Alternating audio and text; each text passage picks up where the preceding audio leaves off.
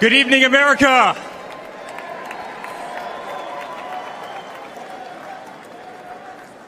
Eight years ago, my father sat our family down. He spoke of a nation in decline, of dreams slipping away, of a future endangered by failed leadership and broken promises. It was in that moment I knew my father had made a decision that would forever change our lives. We realized he had chosen to step into the arena, to fight for the soul of America. He had decided to leave behind the comforts of an unbelievable business empire, to leave behind everything he had ever built, to answer the call to serve our nation. Unlike his predecessor, it was not a decision born out of necessity. Unlike the current president, it was not a decision that would enrich his family.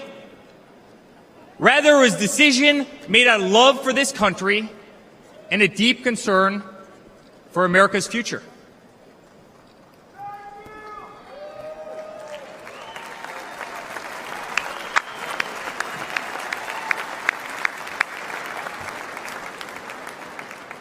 My father was clear it would not be easy, that there would be a huge price to pay, and that the attacks would be vicious. Looking back, that was an understatement. The made-up Russia hoax, the sham impeachments, the efforts to destroy an unbelievable company, a company that I run today, the efforts to cancel us, to silence him, to gag his free speech, and to drag him through every radical left courthouse in America, to take his life.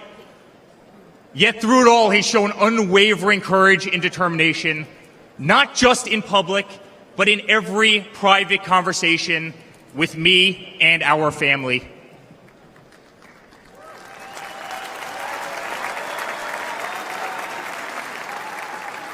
He stood tall, fueled not by personal ambition, but by a profound love for this country and a love for all of you, the American people. That man is my father. That man is the 45th president and soon to be 47th president of the United States. That man is Donald J. Trump.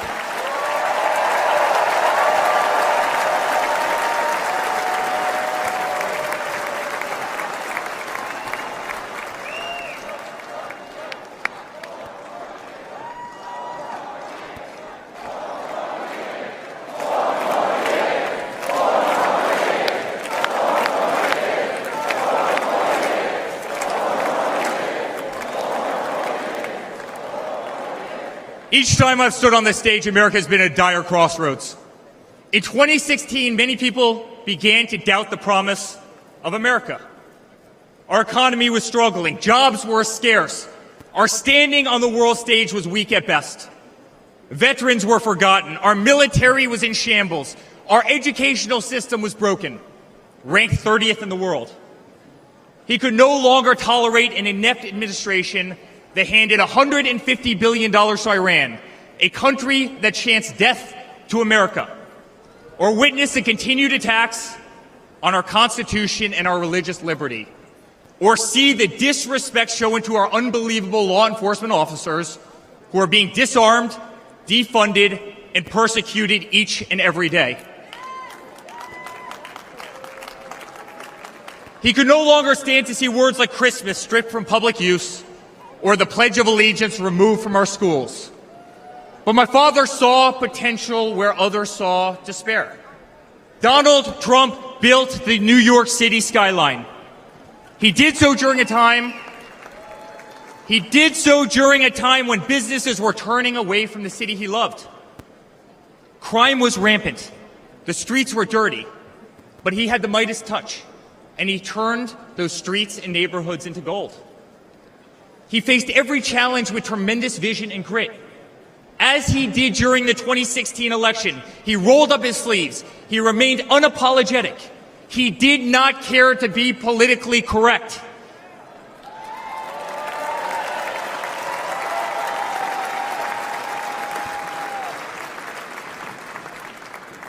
He restored hope. He restored a voice to millions of Americans who had been ignored. He restored the American dream. Under my father's leadership, the economy climbed to record heights.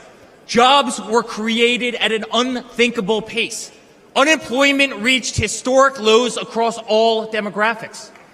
Wage growth soared. He cut taxes for hardworking families and businesses. He slashed regulations. We saw the greatest 401k increase in American history.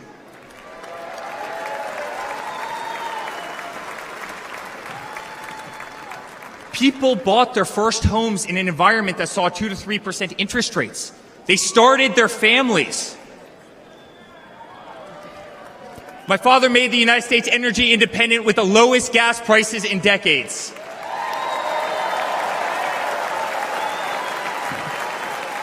My father made the United States safe. Our borders were closed. There was peace in the Middle East. Soleimani, al-Baghdadi, the terrorists were dead.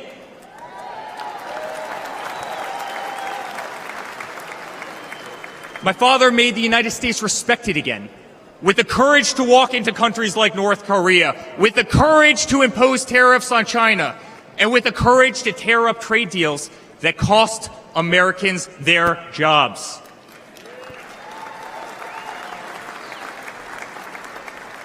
He brought manufacturing back to America. Small businesses flourished. He did what he promised. He put America first. We were winning. Donald Trump made America great again.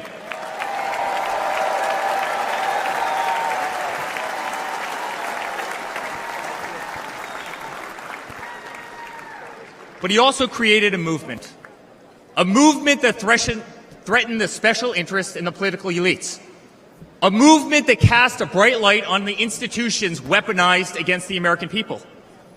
You see it in our schools. God bless the moms who fought back.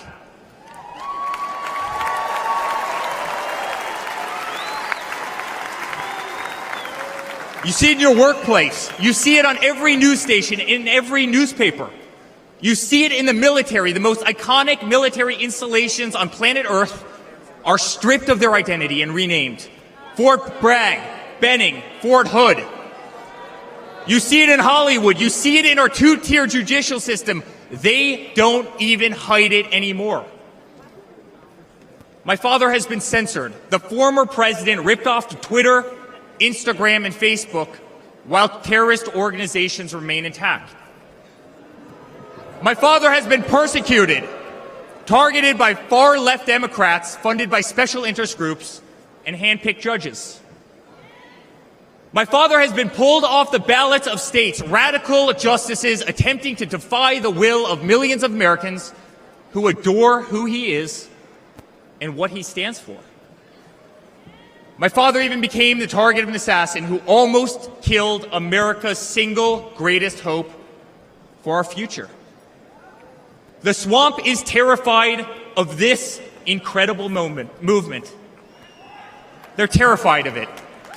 They're terrified of you and the tens of millions of people watching us on TV right now.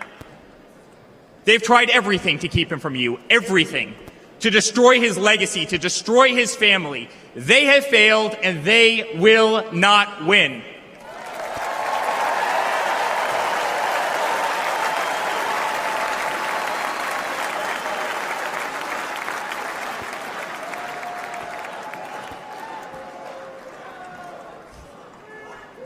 I love my Florida delegation right here.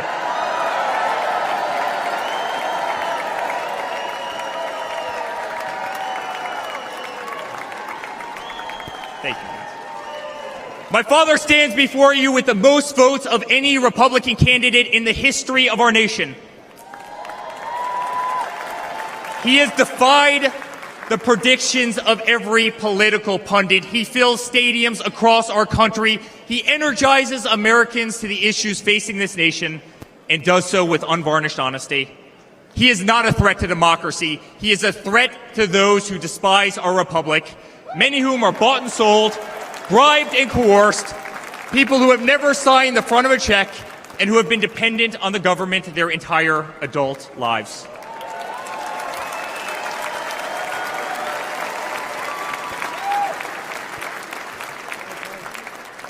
Today, as it was in 2016, America's at that crossroads again. Energy prices are soaring. Interest rates are crippling. Everything is unaffordable. The U.S. dollar has been diminished. Inflation has made it impossible for Americans to live, to save for their future. Our infrastructure is crumbling. Our border is out of control. Millions are dead and displaced in Russia and Ukraine, a war that has no end and a war that we are funding. The Middle East has become a hornet's nest. Our greatest ally, Israel, totally under siege. Fentanyl is killing our youth and destroying families, while the current administration stands idly by, hoping their inaction will import illegal votes. Crime terrorizes our cities and our suburbs as far-left policies handcuff police. Male athletes, guys my height, 6'5", are swimming in women's sports.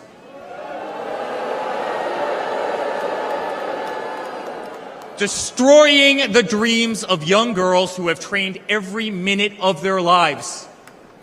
We no longer trust our elections. We no longer trust our judicial system. And we no longer believe that our government is working in our best interest.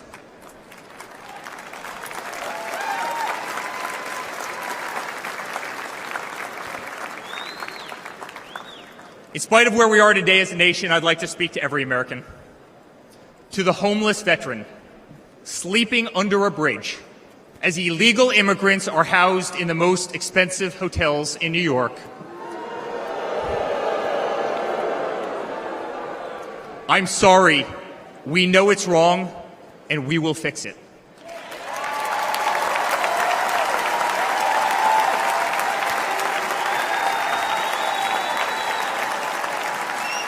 To the single mother who can no longer afford her rent, afford groceries, and has been forced to work 3 jobs, I'm sorry. It does not have to be this way. To the parents who lost a son or daughter to fentanyl, including the incredible woman that spoke the other night, while an administration does absolutely nothing, I'm sorry. Your government can do so much better, and it will.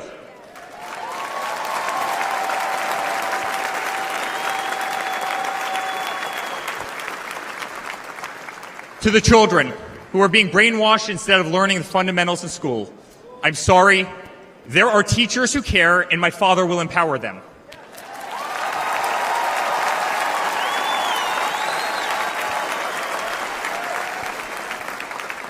To the law enforcement officers, our brave Border Patrol, Secret Service agents who work every single day to protect our communities, knowing damn well that the system will throw you under the bus, I'm sorry. We will stand behind you.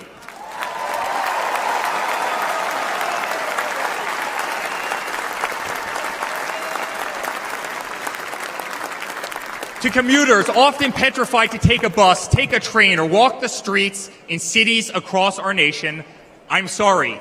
That man right there will fix this.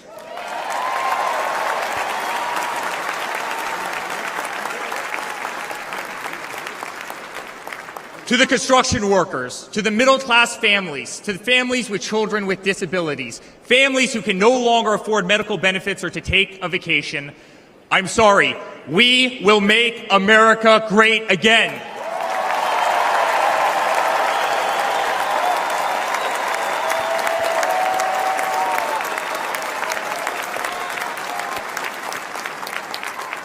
And to my father, who has been ruthlessly silenced, slandered, and attacked by a corrupt administration, I'm sorry. We know, and America knows, that they're not just after you, they're after all of us, and you just happen to be standing in their way.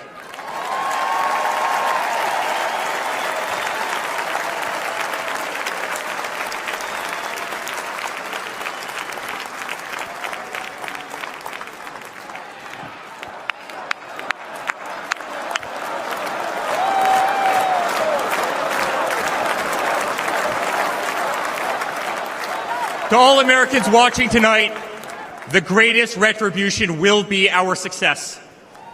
Success not just for ourselves, but for our grandchildren and our children. Under President Donald J. Trump, the swamp will be drained. America will be respected. Our cities will be safe. Our streets will be clean. And our border will once again be secure.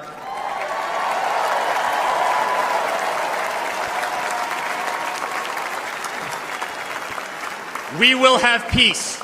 We will have prosperity. Your hard-earned tax dollars will enrich a better America, not be squandered in corrupt foreign nations. Education will be handed back to the states. We will no longer be 30th in the world. We will be first.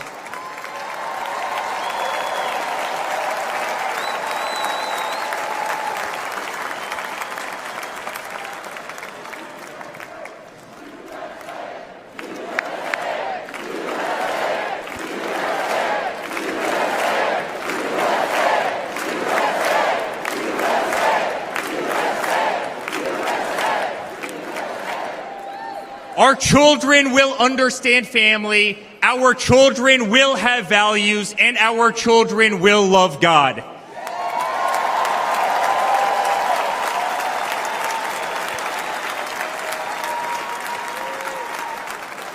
Our country will prioritize free speech, respect freedom of religion, and honor our Constitution.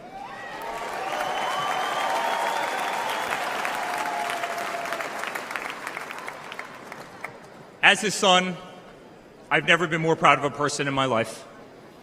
A man who has defied all odds more than once. A man who believed in the promise of America when others turned away. A man who saw a nation in need of a champion and answered that call with unwavering determination and courage. A man who survived a bullet that was intended to eliminate him permanently from our future and from our family. Never have I been more proud to be a Trump.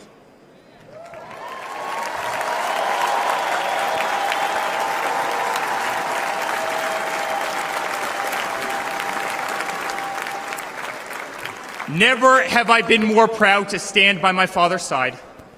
I remain incredibly honored to be part of this journey, a journey with all of you, a journey to save the greatest country on earth, a journey with the most incredible people I have ever met. Dad, 5 days ago, Laura, Luke, Carolina, and I held our breath as we saw blood pour across your face. By the grace of God, divine intervention, and your guardian angels above, you survived.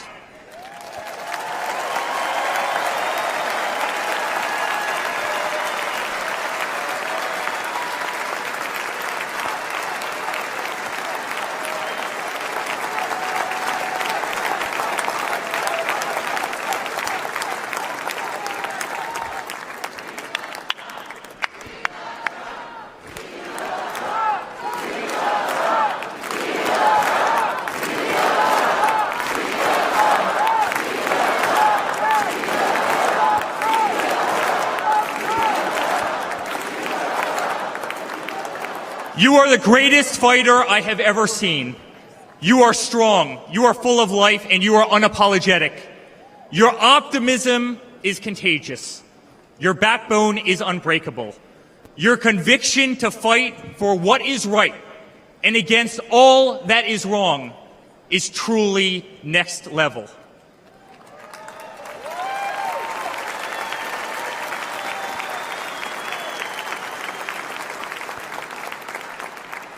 The whole world saw your strength as you stood up. You wiped the blood off your face, and you put your fist in the air in a moment that will be remembered as one of the most courageous acts in the history of American politics.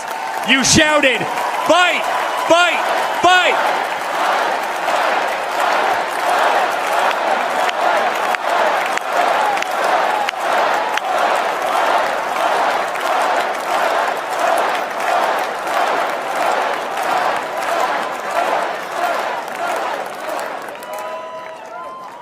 I'm honored to be your son.